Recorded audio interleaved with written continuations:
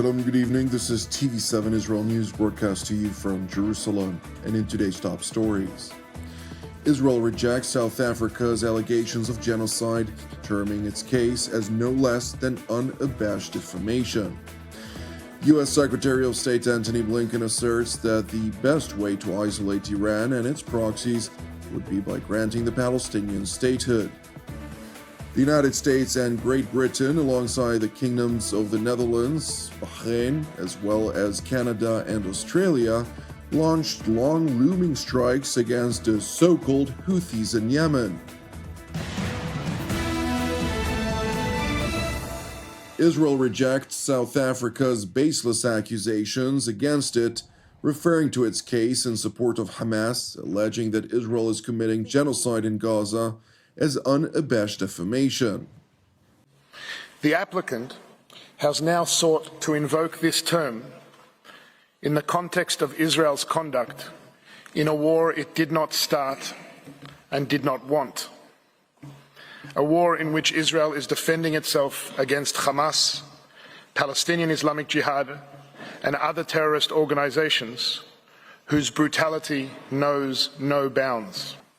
The applicant has regrettably put before the court a profoundly distorted factual and legal picture.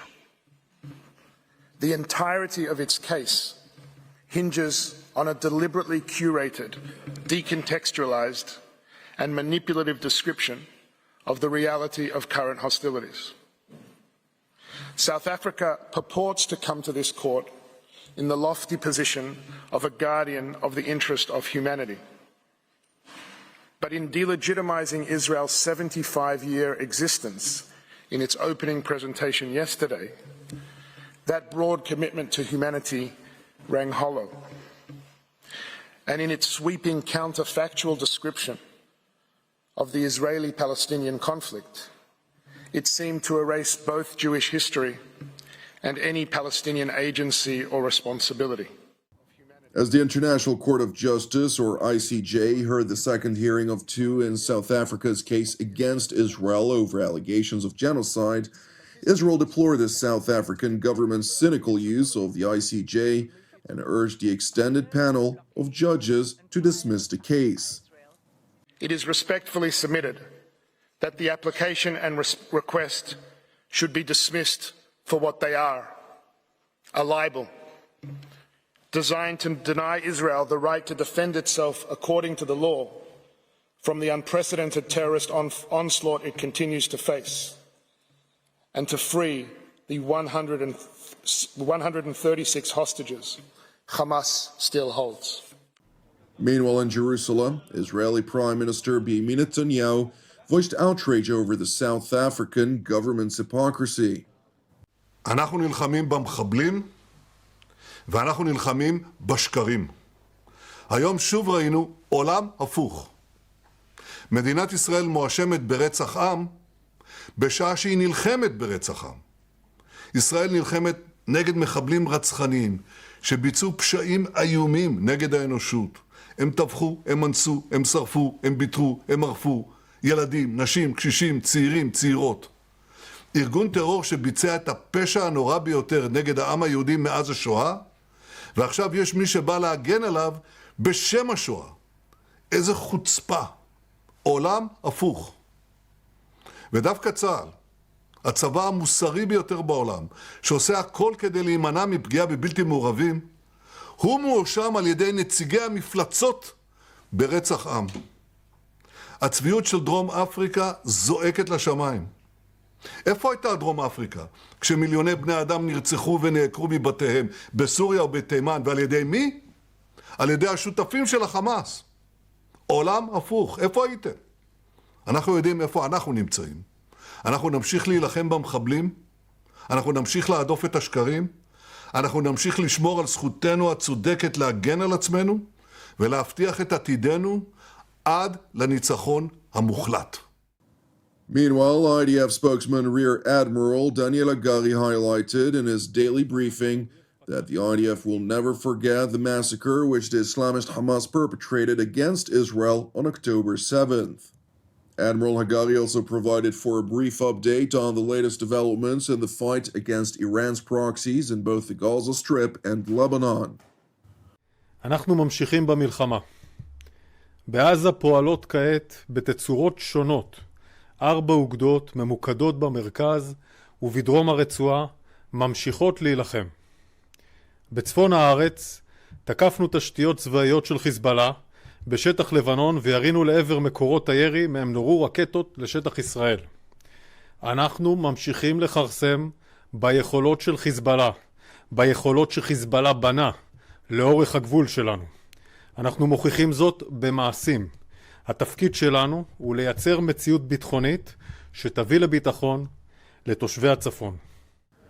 Meanwhile, in Lebanon, U.S. Special Envoy Amos Hochstein met with the Lebanese caretaker Prime Minister Najib Mikati and caretaker Foreign Minister Abdallah Abu Habib in Beirut, after which he stressed that the United States will continue to work tirelessly to attempt reaching a diplomatic solution that would avert a full-scale conflagration between Israel and the Iranian proxy Hezbollah. I think you've all heard what the government in Israel has said, which is that there is a narrow window, but that they prefer a diplomatic solution.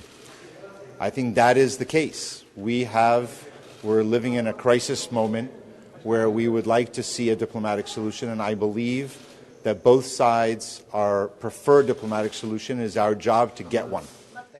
Turning to Egypt, where U.S. Secretary of State Antony Blinken concluded his regional trip with a final meeting with Egyptian President Abdel Fattah al-Sisi in Cairo. Upon arrival in the country, the U.S. Secretary of State voiced his conviction that the single best way to isolate the Islamic Republic of Iran and its proxies around the region would be to grant the Palestinian statehood. If you pursue the first path, if you build that integration, if you bring Israel in, if you make the necessary commitments to security, and you move down the path to a Palestinian state, that's the single best way to isolate, to marginalize Iran and the proxies that are making so much trouble for us and for pretty much everyone else in the region. And I think that vision is very clear to many of the leaders that we talk to in the region. Turning to Yemen, where the Iranian proxy Ansar Allah, which is dominated by the Houthi tribe, failed to heed Western warnings over their continued attacks against maritime shipping in the strategic Strait of Bab el-Mandeb in the Red Sea.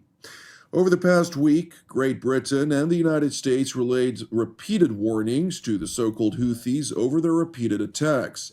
Nevertheless, instead of heeding those repeated warnings, the leader of the Houthi tribe released a televised statement in which he warned London and Washington against targeting Ansar Allah in Yemen, while pledging to persist with attacks against vessels transiting the Red Sea. لن نتردد إن شاء الله في فعل كل ما نستطيع وسنواجه العدوان الأمريكي. أي اعتداء أمريكي لن يبقى أبدا بدون رد، والرد لن يكون فقط بمستوى العملية التي نفذت أخيرا في استهداف الأمريكيين في البحر بأكثر من 24 طائرة مسيرة وبعدة صواريخ.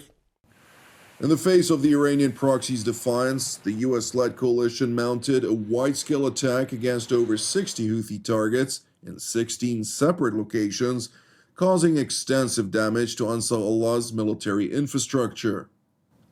Well, over the last month, we've seen a significant increase in the number of Houthi attacks on commercial shipping in the Red Sea. That's putting innocent lives at risk. It's disrupting the global economy, and it's also destabilizing the region. And in that time, we've also seen the single biggest attack on a Navy warship, a British Navy warship, that we've seen in decades. Now, it's clear that that type of behavior can't carry on. That's why we joined with allies in issuing very public condemnation of this behaviour, and it's why I made the decision with allies to take what I believe to be necessary, proportionate and targeted action against military targets to degrade and disrupt Houthi capability. We won't hesitate to protect lives and ensure the safety of commercial shipping.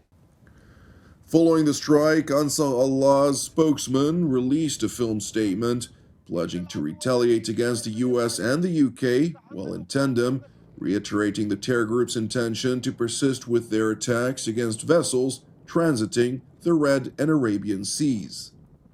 إن العدو الأمريكي والبريطاني يتحمل كامل المسؤولية عن عدوانه الإجرامي بحق شعبنا اليمني، ولن يمر دون عقاب، ولن يمر دون رد ودون عقاب.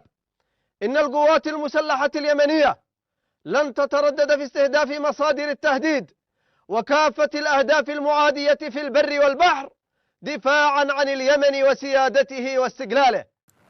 It is important to know that the United States and Great Britain have received support from the Netherlands, Australia, Bahrain, and Canada in the offensive measures conducted against the Iranian-backed Houthis in Yemen.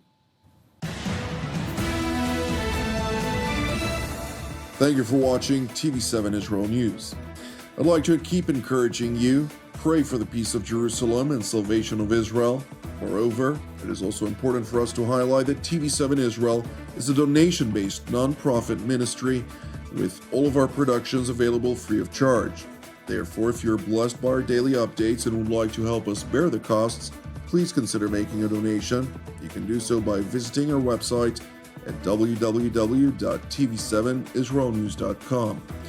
I'm Jonathan Hessen, wishing you a Shabbat Shalom u'Mevorach, and God willing, we will see you during our upcoming TV7 Israel updates. Until then, Shalom from Jerusalem.